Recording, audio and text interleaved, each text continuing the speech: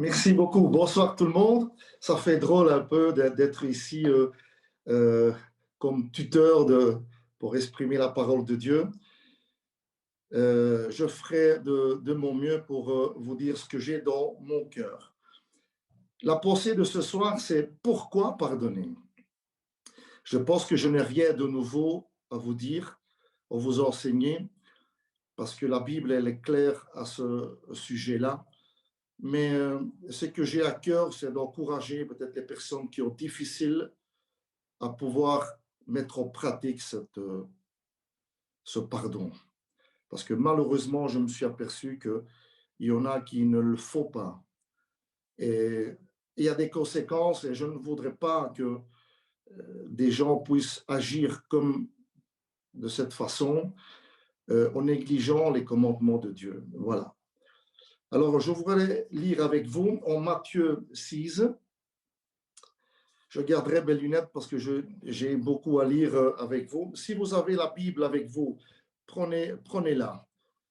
Moi, je les ai écrits sur la tablette pour avoir déjà plus facile à ne pas les rechercher. Mais vous pouvez suivre ensemble ce que la parole de Dieu nous dit. Matthieu 6, 12, c'est la prière de Jésus comme modèle. Et le verset 12, il dit pardonne-nous nos offenses comme nous aussi, nous pardonnons à ceux qui nous ont offensés. Je pense que tout le monde connaît la prière modèle de Jésus, même les enfants le savent.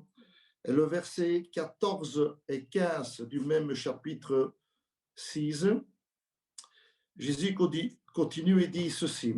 Si vous pardonnez aux hommes leurs fautes, votre Père céleste vous pardonnera aussi. Mais, le conditionnel, si vous ne pardonnez pas aux hommes, votre Père ne vous pardonnera pas non plus vos fautes. C'est dur, tout le monde connaît ces paroles. Les mettre en pratique, c'est encore plus dur. Je suis conscient parce que je ne suis pas meilleur que vous. Je suis dans le même cas que vous. Il y a des moments que c'est difficile à le mettre en pratique. Mais Jésus veut que ses enfants pardonnent. On ne doit pas être rancunieux, on ne doit pas être des vengeurs, mais on doit savoir pardonner. Qu'on aille facile ou pas, c'est un commandement de Dieu pour notre bien. On le verra ensemble. Et il y a un autre passage en Matthieu 18. On va lire de 21 à 22 et après on va lire les autres. Matthieu 18, 21 à 22. Alors Pierre s'approcha de Jésus et lui dit, Seigneur, combien de fois je dois pardonner mon frère lorsqu'il péchera contre moi? Est-ce que ce sera jusqu'à 7 fois? Et Jésus lui dit, je ne te dis pas jusqu'à 7 fois, mais jusqu'à 70 fois 7. Les chefs religieux de ce moment-là, ils pensaient que pardonner 3 fois, c'était largement suffisant. Au-delà, c'était peut-être un peu exagéré, mais jusque 3, on pouvait pardonner. Alors Pierre, il s'est mis en sécurité. Il a dit, Seigneur, je dis 7 fois. Au moins, j'ai dit le double, et même un peu plus. Il dit le numéro 7, un chiffre parfait. Il dit, Jésus va me faire des compliments. Mais ça n'a pas été le cas. Et alors Jésus, il continue, il raconte une histoire à Pierre qui n'a pas compris la valeur du pardon, la valeur de l'institution du pardon. Alors, voyons que Pierre ne comprend pas, comme peut-être certains qui ne comprennent pas. Le royaume des cieux, on continue à lire les versets de 23 à 35. Le royaume des cieux ressemble à un roi qui voulait régler ses comptes avec ses serviteurs. Quand il s'est mis à l'œuvre, il lui amena un qui devait 10 000 sacs d'argent. C'est beaucoup ça. Comme il n'avait pas de quoi payer, son maître ordonna de le vendre. Lui, sa femme, ses enfants et tout ce qu'il avait, afin d'être remboursé de cette dette. Le serviteur se jeta à terre et se prostra devant lui en lui disant, Seigneur, prends patience avec moi, je te payerai tout. Rempli de compassion, le maître de ce serviteur le laissa partir et lui a remis la dette. Une fois sorti, ce serviteur rencontra un de ses compagnons qui lui devait 100 pièces d'argent. Il l'attrapa par la gorge et se mit à l'étrangler en lui disant, paye ce que tu me dois. Son compagnon tomba à ses pieds et le suppliant,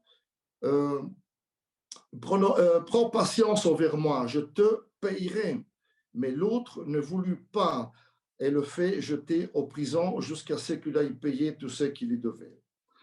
Alors, vu de tout ce qui s'était arrivé, ses compagnons furent profondément attristés et y allèrent raconter à leur maître tout ce qui s'était passé. Alors le maître fit appeler ce serviteur et lui dit, méchant serviteur, je ne t'avais pas remis entièrement ta dette parce que tu m'avais supplié. Ne devrais-tu pas faire d'avoir pitié de ton compagnon comme j'ai eu pitié de toi? Et son maître irrité le livra au bourreau jusqu'à celle c'est qu'il ait payé tout ce qu'il lui devait. C'est ainsi que mon Père céleste vous traitera chacun de vous ce qui n'ont pas pardonné à son frère de tout son cœur. On a lu beaucoup et il y a beaucoup à dire là-dessus. Dieu veut que nous pardonnons. C'est un fait. Si quelqu'un veut discuter et dire, mais oui, mais j'ai des raisons valables de ne pas pardonner, ce passage ne nous dit pas ça.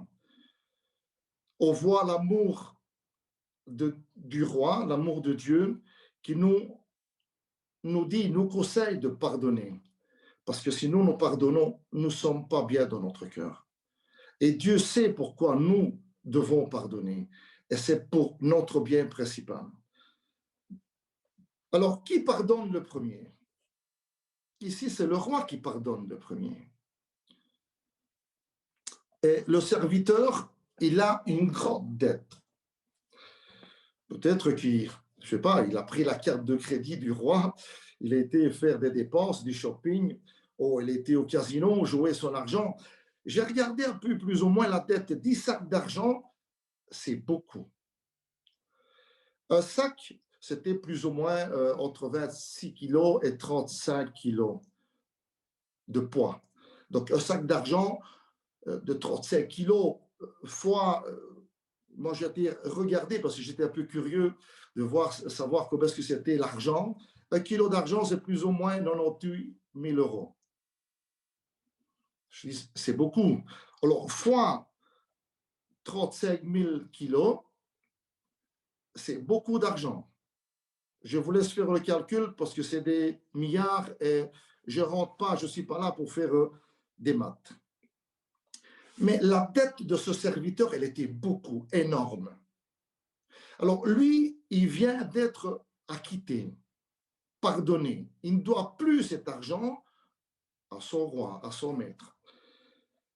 C'est que Jésus a fait avec nous. Donc, on doit comprendre, parce que ceci, ça nous concerne. Des fois, nous, on a difficile à comprendre, c'est que Dieu nous a pardonné et nous, on a difficile à pardonner notre frère, notre prochain. Le verset 25. Comme il n'avait pas de quoi payer, son maître ordonna de le vendre, lui, sa femme, ses enfants, et tout ce qu'il avait pour être remboursé de sa dette. À ce moment-là, on pouvait le faire. Il y avait des tribunaux exprès pour ceux qui ne pouvaient pas payer. On y reviendra un peu plus loin. Alors, ce serviteur, il reconnaît que la dette est énorme. Et il se jette à terre, lui disant, Seigneur, prends patience envers moi, je te payerai tout. Je ne sais pas comment est-ce qu'il pouvait payer tous ces milliards d'euros. Hein? Je te payerai tout, Seigneur. Mais le maître, rempli de compassion, il le laissa partir et lui, il remit toute la dette. Le roi savait qu'il ne pouvait pas le payer. Il le savait déjà. Le Seigneur, il savait que nous ne pouvions pas payer notre dette. Et alors, il était rempli de compassion. Rempli de compassion. Il faut faire la différence entre la pitié et la compassion. La pitié, je vous fais un exemple. Si on voit un sans-abri, je veux dire, dans un coin de la rue, on prie pour lui et Seigneur, aide-le, viens à son secours, bénis-le, voilà, on fait rien pour lui. Ça, c'est de la pitié. La compassion, si on voit le même sans-abri et qu'on prie pour lui, mais qu'on prend quelque chose, on descend en ville pour l'aider, pour lui donner quelque chose, eh bien ça, c'est de la compassion. Parce qu'on met aussi en pratique. Il n'y a pas que de la théorie. Et Jésus n'a pas eu de la pitié pour nous en regardant du ciel, se disant, les hommes ont des sérieux problèmes là-bas, hein, et j'ai de la peine pour eux. Il ne s'est pas dit ça. Il a eu de la compassion à dire, je descends, hein, pour les aider, les pardonner et payer leurs dettes. Et si nous sommes pardonnés, c'est par la grâce de Dieu, pour son amour, sa bonté et sa miséricorde. Le psalmiste, il dit dans le psaume 103, 12, « Autant l'Orient est éloigné de l'Occident, autant il éloigne nos transgressions. » Dieu, il ne se rappelle plus de nos péchés, il ne se rappelle plus de notre dette, parce qu'il l'a effacé. Nous autres, on a difficile à effacer les fautes des autres. On aime bien que Dieu nous pardonne. On prie pour que Dieu ne se rappelle pas de nos fautes. Mais comme lui le fait avec nous, nous aussi, on doit le faire avec les autres. Dieu ne tient pas de la rancœur et il n'est pas un Dieu de vengeance. Lui ne se venge pas. En Jérémie 31, 34, il dit, je pardonnerai leurs fautes et je ne me souviendrai plus de leurs péchés. Ce n'est pas un Dieu qui met, je veux dire, nos péchés de côté et dire la prochaine fois tu me payes celle-ci et l'autre que je t'ai mis de côté. Quand on pardonne entièrement. Et ça, c'est la miséricorde de Dieu, qu'elle est grande, elle est finie à nos égards. Pour tous ceux que vous avez goûté de l'amour et la miséricorde de Dieu comme moi, vous pouvez dire Amen, que le Seigneur est grand et miséricordieux. Je regarde moi-même et je dis Seigneur, merci parce que tu me pardonnes tout le temps mes fautes. Et je dis Seigneur, aide-moi à pardonner aussi les fautes de mes frères à mon égard. On a vu l'amour et la miséricorde de Dieu et sa disposition toujours à nous pardonner. Quand on va à lui en lui demandant pardon, Dieu ne nous rejette jamais. Nous dire cette fois-ci, je ne te pardonne plus parce que tu as dépassé les 3 fois, tu as dépassé les 490 fois. Non, il n'est pas comme ça. La Bible nous dit que le juste pêche 7 fois par jour. Je ne me sens pas juste. Alors je fais plus que 7 fautes par jour. Et pourtant, Dieu me pardonne toujours. Nous pardonne toujours. On va voir un peu ensemble l'avarice du deuxième serviteur, de ce serviteur, pardon. Il n'est pas agréable, il est dur, il est hard. Il vient d'être pardonné. On lui a remis une grosse dette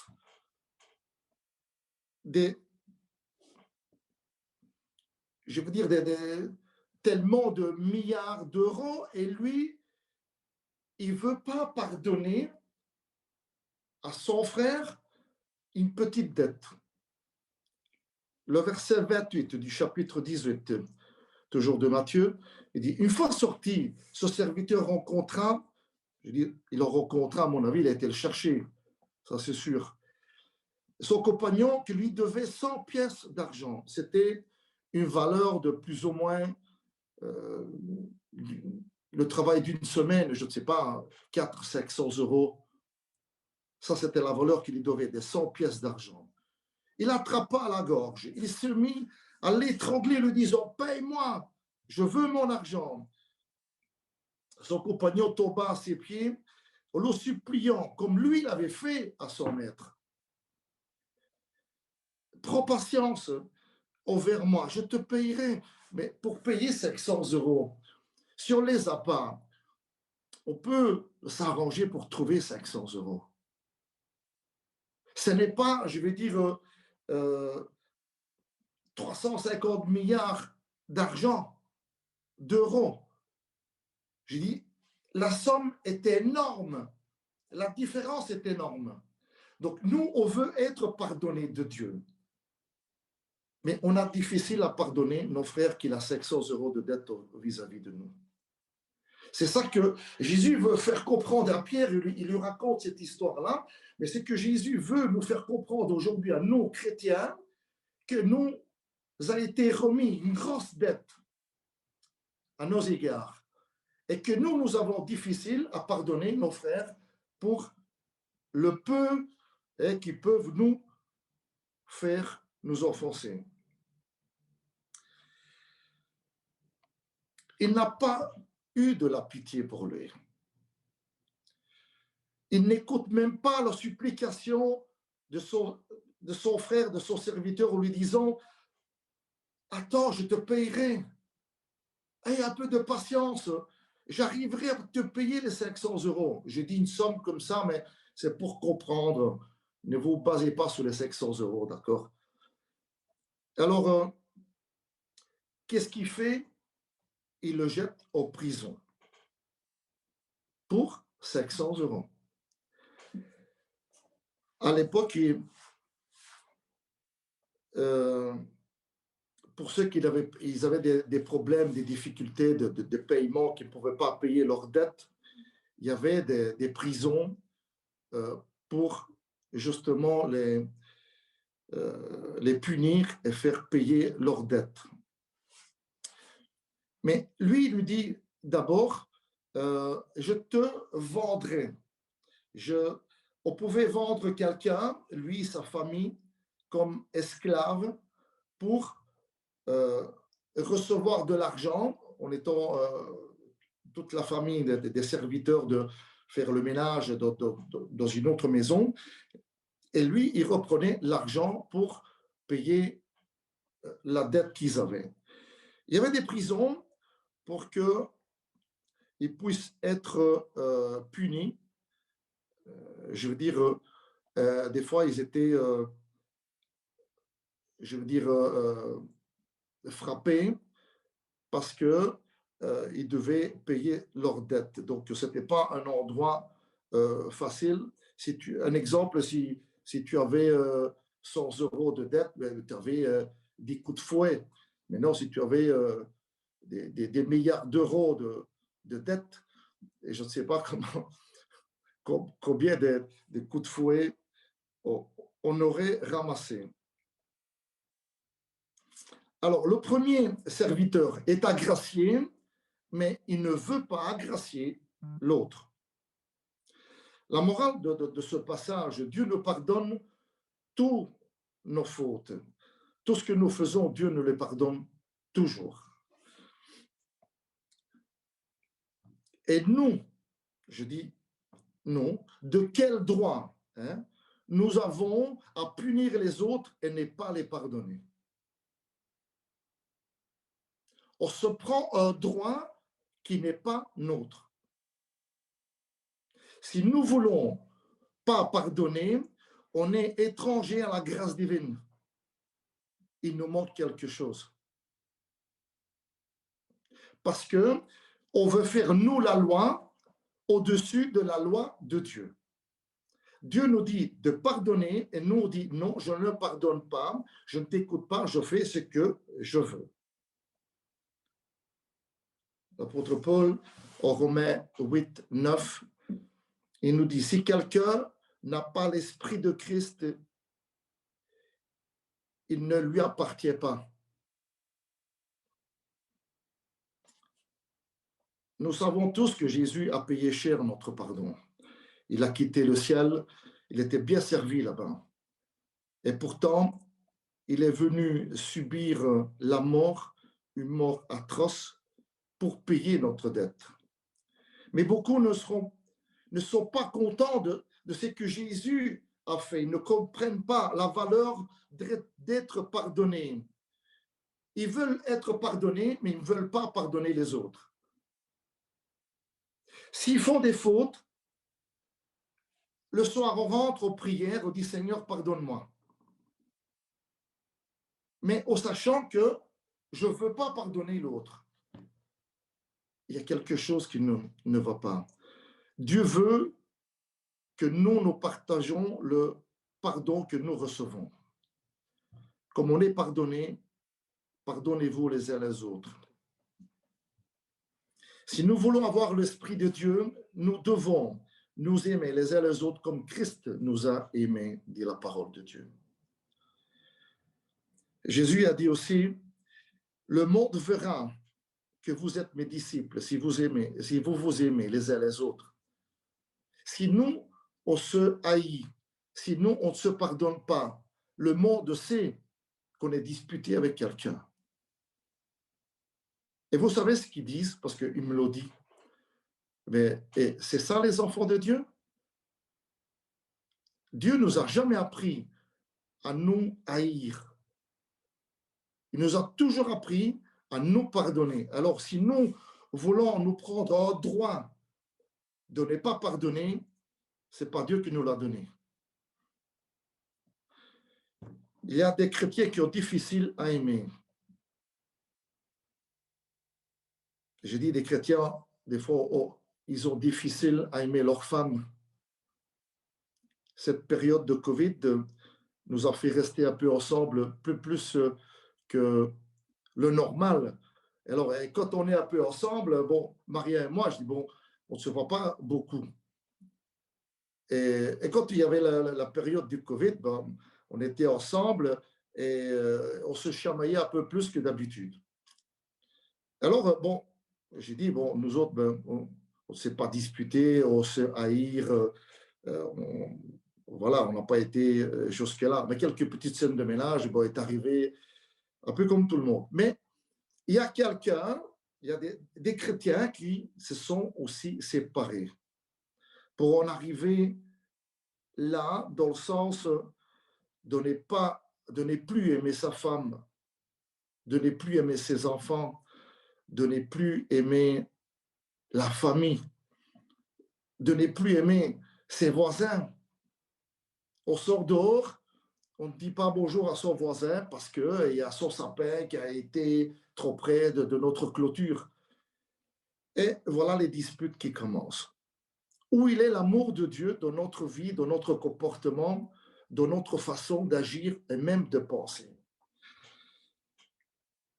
Quand on comprend, c'est que Dieu est disposé à nous pardonner. Alors nous n'avons pas de difficultés à pardonner les autres.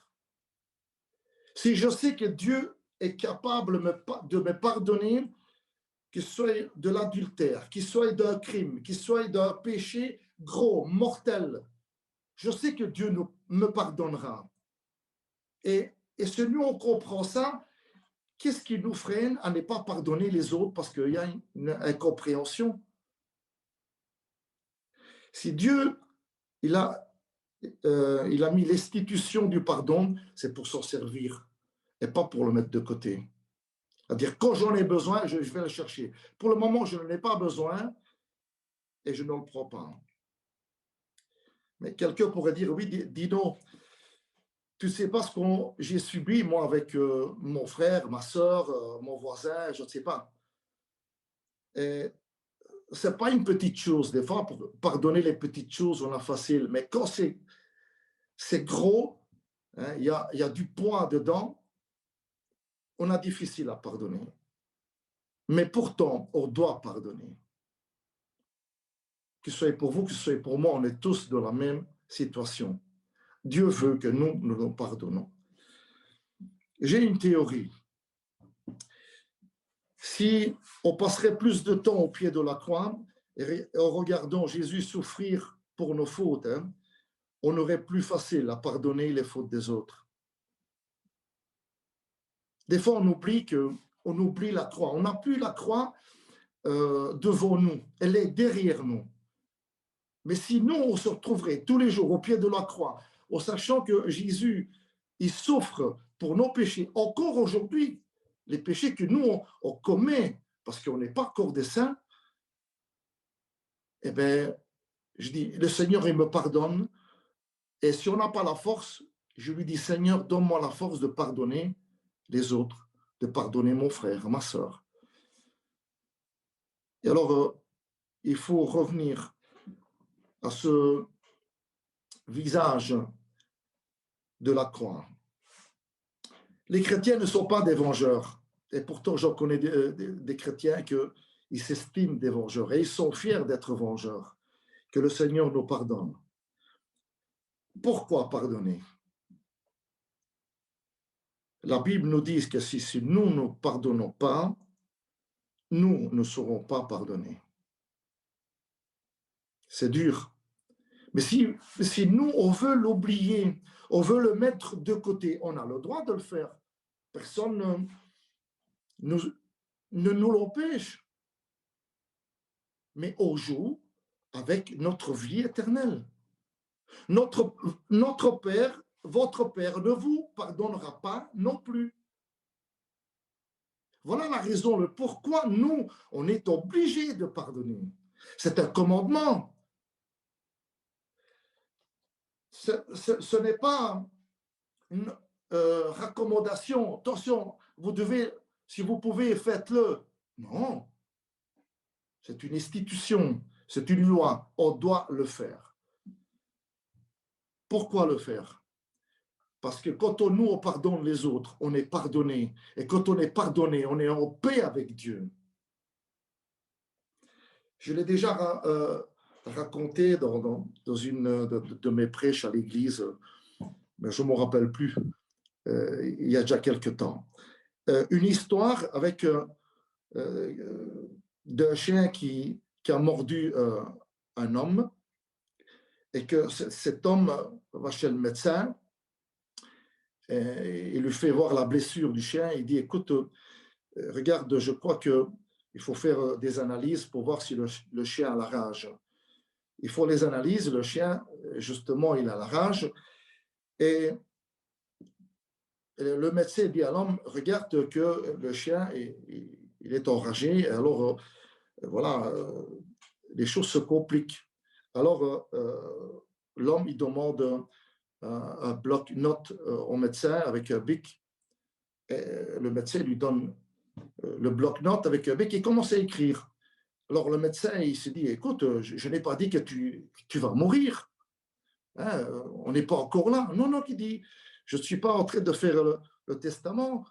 Je suis en train d'écrire tous les gens que je dois mordre avant de mourir.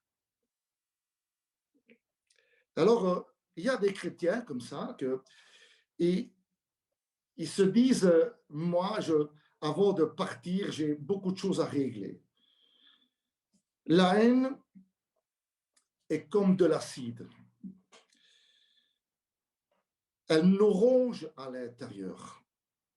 Moi, au travail, on a de l'acide pour nettoyer les pistolets de peinture et je sais ce que c'est. Et quand j'en ai un peu dans les mains sans les gants, eh bien, ça fait mal. Alors, il y en a qui sont mal, hein, pour ce qu'ils ont mangé. Quand on mange de trop, ben, on a mal au ventre, etc.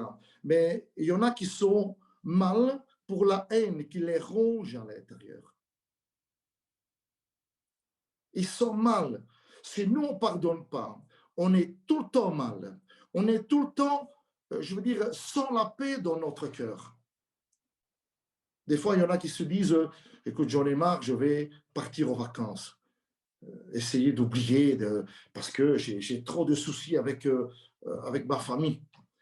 Mais si même tu pars en vacances, ta haine, le non-pardon, tu le prends en vacances, tu le prends avec toi, même que tu es sur la plage en train de bronzer, tu es là, tu penses, et cette rongeur à l'intérieur, l'acide qui nous ronge l'âme et le cœur et les pensées aussi, ben, on passera des mauvaises vacances quand même. Alors, il vaut mieux pardonner avant de partir aux vacances, on va dire, c'est beaucoup mieux. Je me dis, si vous connaissez la Bible comme moi, vous savez ce qu'on doit faire. Je ne vous apprends rien, mes frères et sœurs. Rien, je ne fais pas le malin avec vous. Je suis dans le même problème que vous.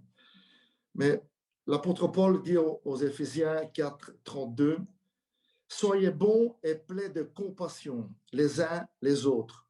Pardonnez-vous réciproquement comme Dieu vous a pardonné en Christ. » Soyez pleins de compassion. Pardonnez-vous ensemble comme Christ nous a pardonné. Si vous n'êtes pas pardonné de Dieu, mais ne pardonnez pas les autres. Faites comme vous le sentez. Mais si nous, on est pardonné par Christ, on doit pardonner les autres. Je vais à la conclusion. J'ai lu une histoire de Leonardo de Vinci avec Michel-Ange. Ces deux artistes, ces deux peintres, hein, ils étaient en concurrence parce qu'ils étaient tous les deux des bons artistes. Alors, ils n'allaient pas d'accord. Leonardo de Vinci, si vous savez, il a fait un cadre, il a peint le dernier repas de Jésus avec les apôtres. Et quand il devait faire l'image de Judas, qu'il était à côté de Jésus, il s'est dit, je fais l'image de Michel-Ange. Alors il était là et il dit, je vais lui faire payer. Comme ça, les autres, quand ils vont voir ce cadre, ils vont dire, ben, salut, c'est bien fait pour lui. Voilà, c'est ma vengeance. Et il fait, parce qu'on peignait avec des vrais personnages avant. Et il fait le personnage de Michel-Ange. Alors, voilà qu'il devait faire Jésus au centre et il n'arrivait pas à faire l'image de Jésus. Ça ne venait pas. Et des semaines qu'il travaillait dessus, il effaçait ses peintures parce qu'il n'arrivait pas à le faire. À un moment donné, il tombe aux prières et il dit, mon Dieu, fais-moi voir le visage de ton fils parce que je n'y arrive pas. Et Dieu lui fait sentir dans son cœur, il dit, si toi tu ne pardonnes pas Michel-Ange, ben, tu ne verras jamais la face de Jésus. Et voilà qu'il s'est dit, il a raison. Il a effacé le visage de Michel-Ange, et de Judas qui était Michel-Ange. Et il a fait le visage que vous voyez maintenant sur le cadre, un personnage qu'on ne connaît pas. Et alors là, il a fait le visage de Jésus dans son amour, dans sa bonté, dans sa miséricorde. Il y a beaucoup de chrétiens que s'ils ne pardonnent pas, ils ne verront jamais le visage de Jésus. Ils n'auront jamais la paix dans leur cœur. Parce qu'ils ont la haine, ils ont la méchanceté, ils ont la vengeance à l'intérieur qui les ronge. Et l'Esprit de Dieu ne peut pas agir. Ils ont cette difficulté. Alors, autant qu'un chrétien, ne devons pas pardonner, nous devons pardonner les autres, tout comme Dieu nous pardonne nos péchés. Si nous sommes conscients de la grandeur du pardon divin que nous, on a reçu, nous ne pouvons pas refuser d'accorder le pardon aux autres. Ne pas pardonner, c'est nous placer au-dessus de la loi de l'amour de Jésus-Christ. Que Dieu vous bénisse avec moi. Je n'ai pas eu facile à m'expliquer parce que bon, c'est peut-être pas, je veux dire que tous les oreilles voulaient entendre ceci aujourd'hui, mais j'avais ceci dans mon cœur, mais j'ai prié Dieu qu'il puisse nous aider, à vous et à moi, à agir de cette façon. Imaginez-vous un peu que si nous, notre Église, Liège et Odden, ont pratiqué l'amour et le pardon de Dieu, quelle Église aurions-nous nous aujourd'hui? La valeur de la spiritualité, que les autres ils disent, ah waouh, ça c'est une Église que je veux, que je cherche. Les gens aujourd'hui, ils vont chercher ailleurs l'amour que nous, on n'a pas dans notre Église, que nous, on ne montre pas aux autres. Alors les gens, ils essaient de trouver l'amour et le pardon autre part, parce que nous, on ne le partage pas. Mais si nous, on est plein d'amour et plein de pardon, on va voir notre Église bouleverser nos villes, que ce soit Liège et Odenne. En commençant par nos familles.